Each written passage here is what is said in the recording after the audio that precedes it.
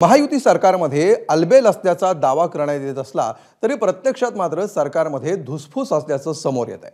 केंद्रीय गृहमंत्री अमित शहा आणि एकनाथ शिंदे यांच्यामध्ये काल रात्री उशिरा पुण्यामध्ये बैठक झाली।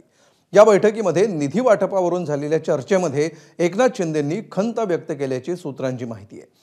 अर्थ खात्याकडून शिवसेना मंत्र्यांच्या आणि आमदारांच्या फाईल वेटिंगवर ठेवल्या जात असल्याची बाब शिंदेंनी शहांच्या लक्षात आणून दिल्याचं सूत्रांनी सांगितलंय। अर्थ खात्याच्या अडसरामुळे शिवसेनेचे मंत्री आणि आमदारांच्या विकास कामामध्ये अडथळा निर्माण होत असल्याची तक्रार देखील शिंदेंनी केली आहे।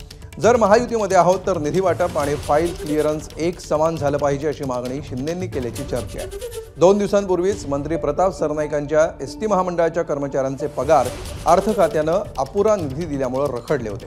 त्यामुळे यावर उपाय म्हणून एकनाथ शिंदे यांना स्वतः वित्त सचिवांनी कॉल करून मध्यस्थी करावी लागली होती।